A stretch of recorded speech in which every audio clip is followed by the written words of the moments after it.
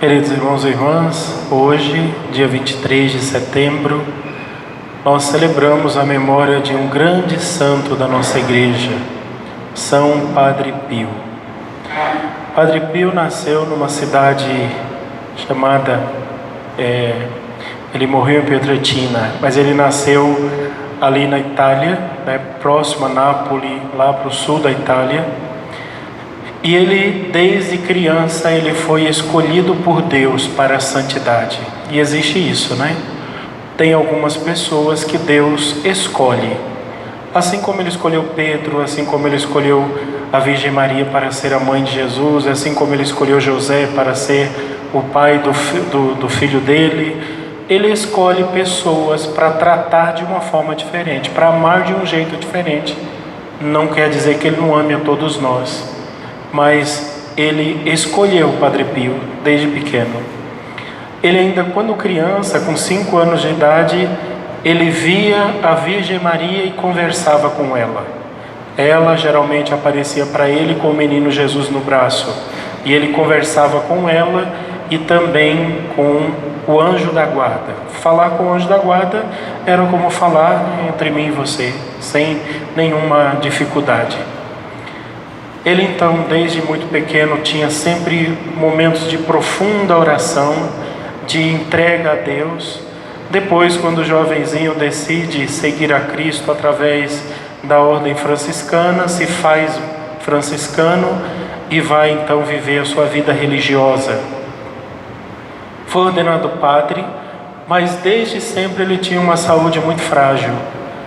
Às vezes ele tinha febres que chegava a 50 graus. Tinha que medir a temperatura dele não com os termômetros humanos, mas os termômetros de medir água de banheira, né? Porque os termômetros normais não serviam para ele. Tinha febres, doenças, uma série de coisas terríveis.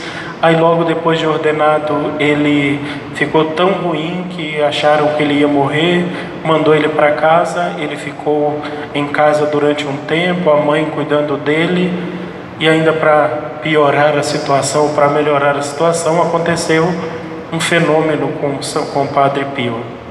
Ele rezando um dia diante de um crucifixo, apareceram os buracos dos pregos de Jesus nas mãos dele.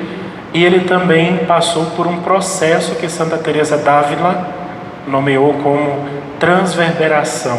É quando o coração é transpassado por uma lança de amor de Deus. Quando acontece esse fenômeno na vida de um santo, ele já entra na 7ª morada, né? Ele até pula todas as etapas e chega no lugar que a gente talvez nunca vai chegar. Padre Pio, então, ele depois volta para o convento, fica no convento então lá em São Giovanni Rotondo até o final da sua vida, justamente por causa das várias doenças, uma atrás da outra, sofrimentos e por aí vai. Ele teve que ficar no convento. Os freis, eles são sempre transferidos e vão para muitos lugares. Ele ficou sempre ali.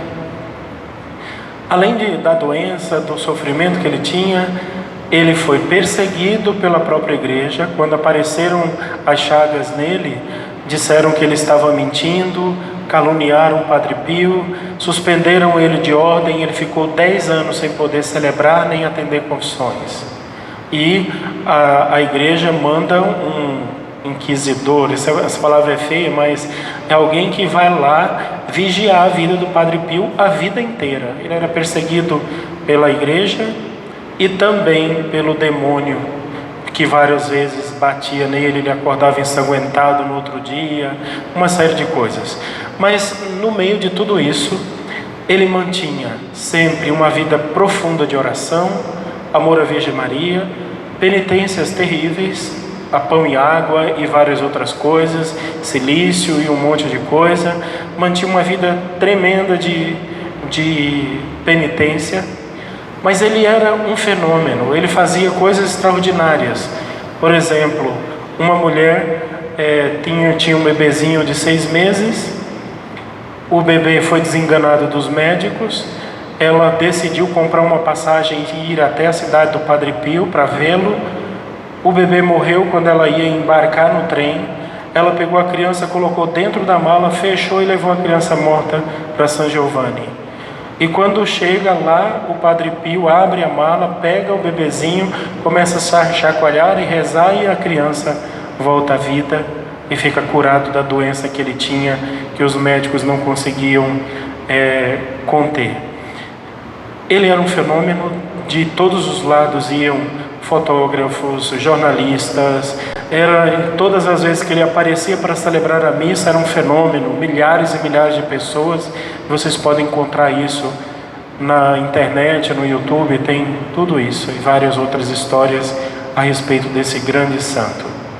Morreu velhinho, aos 82 anos de idade, e deixou uma mensagem para os nossos tempos. E a mensagem do Padre Pio fundamentalmente é esta: é possível ser santo. Mas não é possível ser santo se você não se decidir por uma vida de sofrimento, assim como ele. Ele se entrega totalmente a Deus, se entrega no seu amor e na sua bondade, na misericórdia de Deus, faz caridade, constrói hospitais, ajuda os pobres e faz uma série de coisas, ali durante toda a sua vida, uma vida inteira dedicada ao Senhor. São João Paulo II sabia de todas as histórias dele, visitou ele pessoalmente algumas vezes, mesmo antes de ser Papa, e quando morreu, ele morreu em 1968, bem recente.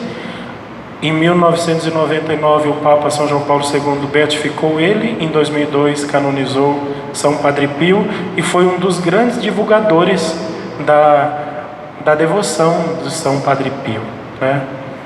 Peçamos a ele que no céu ele interceda por nós. Ele prometeu que ficaria na porta do céu esperando até entrar o último dirigido dele.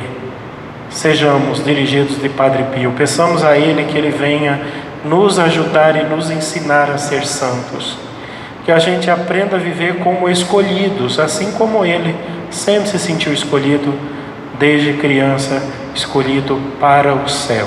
E é esta a decisão que a gente precisa tomar todos os dias. Que ele interceda por nós.